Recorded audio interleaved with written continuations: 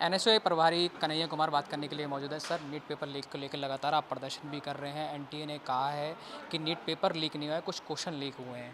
देखिए हम सिर्फ नीट को लेकर के आंदोलन नहीं कर रहे हैं। हम सीबीएसई के जो प्रभावित स्टूडेंट हैं उनके लिए भी हेल्पलाइन नंबर जारी किया है। और यह जो दलील दी जा रही है शासन प्रशासन की तरफ से, ये बेशर्मी की हद पार कर चुके हैं। पेपर लीक करना होना किसको कहते हैं?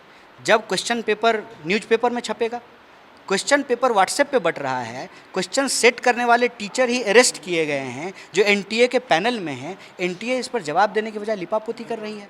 तो हम इस देश के नौजवानों से अपील करते हैं कि सिस्टम की नाकामी और खामी को आप अपने मत्थे मत पढ़िए।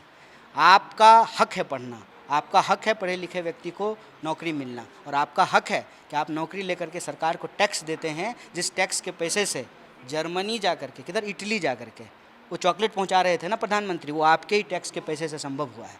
इसीलिए आपको जो है कोई भी अपने ऊपर जिम्मेवारी लेने की ज़रूरत नहीं है। आप इस न्याय की लड़ाई को मजबूती से लड़ें, और Congress party, youth Congress, NSUI आपकी हर आवाज़ को मजबूती से उठाएगी और न्याय की इस लड़ाई को आगे बढ़ाएगी। सर, सीबीआई ने अभी भी 2 लोगों को गिरफ्तार किया है। अब तक जो गिरफ्तारी हो चुकी है वो 13 गिरफ्तारी हो चुकी है। हर साल गिरफ्तारी होती है। आप जब इस साल गिरफ्तारी की बात कर रहे हैं तो मैं एक सवाल आपसे पूछ देता हूँ, पिछले साल जो लोग गिरफ्तार किए गए थे वो कहाँ हैं? पिछले साल भी तो लोग गिरफ्तार किए गए थे ना नीट के सवाल पे। हर साल लोग गिरफ्तार किए जाते हैं, हर साल जो है पेपर लीक होता है। 80 बार से ज़्यादा पेपर लीक हो गया है।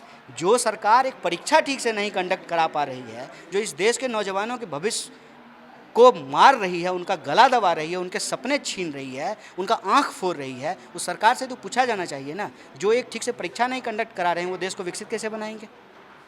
ये हमारे लिए गंभीर विषय है और हम सरकार से सवाल पूछ रहे हैं और हम कह रहे हैं कि जवाबदेही तय होनी चाहिए। परीक्षा पर चर्चा करने वाली प्रधानमंत्री की चुप्पी पर प्रश्न पूछा जाना चाहिए, और यह पूछा जाना चाहिए कि एक व्यक्ति जो शिक्षा के लिए अयोग्य है उसको शिक्षा मंत्री क्यों बनाया गया है, उसको से क्यों नहीं इस्तीफा लिया जा रहा है, उसको क्यों नहीं बर्खास्त किया जा रहा है। और जो एनटीए बार बार एग्जामिनेशन कंडक्ट कराने में फेल हुई है, बार बार उस एजेंसी को एग्ज़ाम कराने की, महत्वपूर्ण एग्जाम कराने की का काम क्यों दिया जाता है? सर, एक आखिरी सवाल रहेगा। सीबीएसई के छात्रों का भी बड़ा असंतोष है। हर जो चौथा छात्र है वो स्कैन कॉपी अपनी मांग रहा है। बिल्कुल मांग रहा है। 8 लाख से ज़्यादा कॉपियाँ मांगी गई है, 2 लाख से ज़्यादा अपील हुए हैं।